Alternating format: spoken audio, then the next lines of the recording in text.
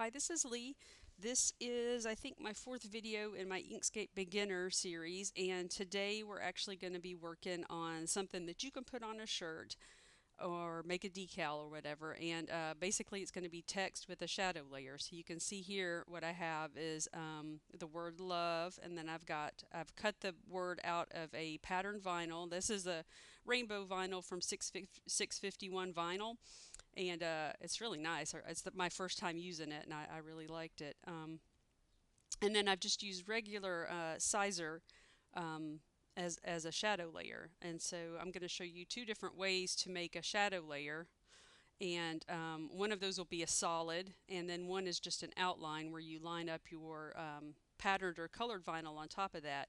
And the reason to do this, there's a couple of reasons I like doing it this way. It gives more shirt for your top layer of vinyl to stick to, and which I think helps it stay on better. And it also makes it a little thinner. You're only having an overlap of two vinyls right here around the edges of the word. Whereas here, if I overlap it on this, I do have an overlap of two different vinyls across the whole part of the word, and it just makes it a little thicker. And I do think it sticks better to the shirt if you give that second top layer of vinyl a little bit more fabric to stick to.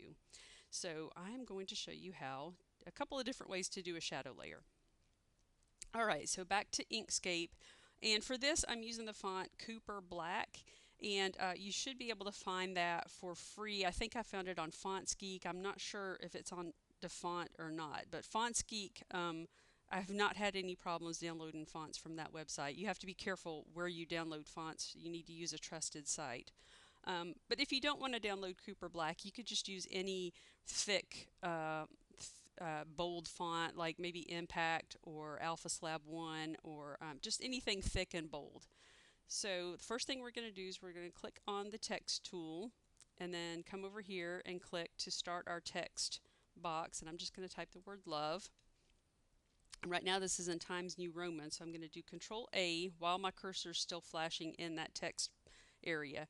Control A to select all, and then back up here, highlight that and start typing in Cooper to get my Cooper Black. Okay, so there is my word. I'm going to click back here on the selection tool and then hold down Shift and Control and click on the arrow to drag and increase that size, but keep it proportional. I'm holding down Shift and Control to keep that resizing proportional. Okay, so now we can see if we look down here, this is text. And if you'll remember, when we're making text art to put into Design Space, we need to convert it to a path because Design Space does not recognize Inkscape's text formula or whatever Inkscape uses. So we'll go up here to Path and Object to Path. All right, now if I look down here, I see that's a group of 4 objects, and you remember we hit if we put it in Design Space right now, each letter would come in as an individual object. So what we're going to do is we're going to ungroup it, Object Ungroup, or Shift Control G. I like to use keyboard shortcuts, especially for stuff that I do very often like this. So I'm just going to do that, Shift Control G, and you can see now it's broken each letter down into its own object. And then we'll do Path Union to get it all as one object, Path Union, or Control Shift plus, which I like to do, so Control Shift plus. Now you see it is one path, 151 nodes. Now you could go ahead and upload this into Design Space and cut it out of colored or patterned vinyl and put it on a shirt. That would be a nice simple design. But for this, I'm going to show you how to make a shadow layer. The first thing we're going to do is change the color of this so we can see what we're doing. I'm going to change it to red. Then I'm going to duplicate it, Control D. Okay, it doesn't look like it did anything, but if I pull this one off, you can see that I have an exact copy of it exactly on top of it. All right. I'm going to leave them, usually I do these while they're stacked on top of each other just because it's quicker and then I don't have to line them up again, but I'm going to leave them pulled apart so you can see what's going on. I'm going to change that original copy to black. And now the easiest way to make a solid shadow layer is to do a path outset. So in your menu, it's up here on Path and Outset. Now this will only outset it one increment So I really like to use the keyboard shortcut for this one, which is Control close parentheses. Before you start doing that, you're going to want to check your settings for outset. You can change how much your path is outset or inset. So to do that, you go to Edit and then go all the way down to the bottom to Preferences. In Preferences, you're going to click on, let's see, where is it? Behavior. Here's Behavior. And you'll want to expand that menu by clicking on the plus right next to it. And then you'll click on Steps under Behavior. Okay, so now you can see you can change how much your arrow keys move. So if I want to move something around on the keyboard using the arrow keys, right now mine move an object by 2 pixels. And then down underneath that, and you can also do the same for scale. In inset outset, you can change how much you inset and outset something. I have mine set to 0.5 pixels, and that is, I think, pretty good for this project. So 0.5. All right, so now I'm just going to outset this object a little bit by doing Control close parentheses, and you can see it makes it a little bigger. And if I move this on top now, you can see why I like to do these on top of each other. I can see a little bit of a border around there. I'm going to outset it one more time. Control close parentheses. And now check and see. I think a little bit more. I'm going to do it twice. So a total of 4 times outsetting. So you can see that that looks pretty good. Now the reason, I'll just delete this and show you. I'm going to duplicate it, change my duplicate to black, and send it to the back by pressing End. All right. The black one is still selected, and I can double check that by looking down here, and I see that the one I have selected has a black fill color.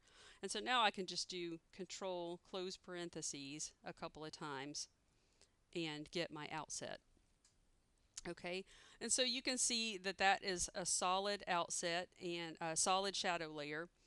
And now you could go, because we already changed the word to a path, this is also going to be a path, right? We could just upload this right into Design Space and be ready to cut. It would cut it on 2 different mats, one black and one red. Or you could use, instead of this red color, you could use the, you know, a patterned vinyl like I've done here. Okay, so that is one way to make a shadow layer. Now, one thing that I don't like about this is that sometimes it's not very precise. Let me zoom in and I will show you. And for a lot of things, you wouldn't even notice this. I mean, if I cut this out and put it on a shirt, probably no one would notice that there's this little lump right here. So, and if it's, you know, I could go in and, you know, play with those nodes to make it smoother. But there are some, for some reason, outset just kind of makes sometimes some little anomalies. And here's one right here on the E. See, there's a little point right there. So another way you can do a shadow layer is to use the stroke. So I'm going to click on that shadow that I made with path outset and delete. And now I'm going to make a shadow a different way. Again, I'm going to duplicate it, Control D. And again, I will pull them apart so we can see what we're doing. I'm going to make this one on top, the shadow layer. And to do that, I'm just going to hold down Shift and come down here and click on black to give that a black outline, a black stroke. And you can see it's very thin, but we can change that, right? Control Shift F to open the fill panel. All right, now I've got my fill, stroke paint, stroke style. I'll go to stroke style and I'm going to change it to pixels because that's what makes sense in my head. Right now the stroke is set to 0.96 pixels, about 1 pixel. I'm going to set it to, let's say, 10 pixels. All right, now I'll pull that over. Okay, I think we can have a fatter shadow layer, so let me click on this again, and I'm going to change it to 15 pixels. Pull this over on top. Okay, that looks pretty good. Of course, you can have the shadow layer whatever thickness you want. Now, if you remember in a previous video, I told you that Design Space does not recognize strokes. If I was to upload this as it is right now into Design Space, both of these would be exactly the same. I wouldn't have a shadow layer. I would just have 2 copies of exactly the same because it's just going to treat this stroke. I'll go up here to View. Let's see, View. display mode, outline. And this shows you the cut paths basically. So each of these would cut exactly the same. It doesn't recognize that there's a stroke that we want on there to be thicker. So let me go back to view, display mode, normal, and I'll show you how to change a stroke into a path. And if you put it that way, it makes sense. Path, stroke to path. Okay? So I'm going to do that. Path, stroke to path. All right, now let me go back to outline mode and show you. View, display mode, outline. Now you see that the cut path for this one is the outline. It's got two cut paths, an inside and outside. So if you were weeding this, you would weed out this portion and it would give you just the outline as a shadow layer. So let me go back to normal view. And then again, this would also give you area for your top vinyl to stick to the shirt. And you can see that it's a much smoother, a lot of times using the stroke to make your shadow layer gives a much smoother result. Sometimes it doesn't. There's some weirdness that sometimes happens. So you kind of have to recognize if you do path outset and see that it's lumpy, try the stroke way to make a shadow layer and vice versa. I like doing it this way because I think it gives a much smoother outline. Now if I wanted to take this one and do a solid shadow layer, I can do that as well. There's just one thing I have to do. Let me show you. If I was to just break this apart right now, path, break apart, okay, you can see that it makes everything solid. It puts everything basically into its own shapes. Like if I was to take this top layer and turn it gray, you can see that that's the inside, all right? And same for all of these. So with most of these, you could just select all of the letter and union it, okay? And now it's just going to be one solid shape. But you can't do that with the O because it's got this inside part. So just the way I do this, just to make it real quick, especially if you've got a lot of letters that have an inside part, I will just take the paint bucket and fill that. And then I'll select this whole thing and do path break apart, which is also Control Shift K, path break apart, and then union, Control Shift plus. All right, that's all unioned into one object now. And now I can select that red part and select the black and just do path difference, path difference. Okay, now I've got a solid shadow layer, and that's what you would want to use for adhesive vinyl. Okay, so that is two ways to make a shadow layer, and then you can just put this up into Design Space, and that's exactly how I made. I'll show you right here. Here's my one. This is just a practice shirt. I bought some extra shirts at Joann's that I didn't have any use for, and so I just put stuff on it to see how it's going to look. So here's a solid shadow layer, and here's my outline shadow layer. And you can see that the carrier sheet is still on that. So I press those onto the shirt. And then I cut the my word out of this pattern vinyl from 651. And this still has the, you have to use an extra transfer mask when you use pattern vinyl.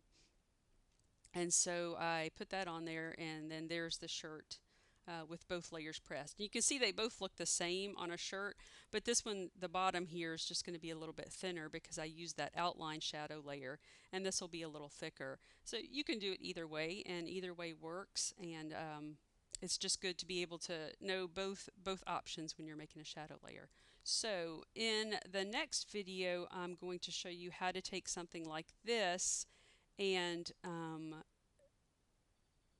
do a print and cut with it, and pull in a pattern that you can get online, like a bitmap background or something like that, and make a print and cut out of this. And I'll also show you how to overlap these letters, and see if you'll notice on this one I actually have the letters overlapped, and I will show you how to do that also. Okay, thanks for watching.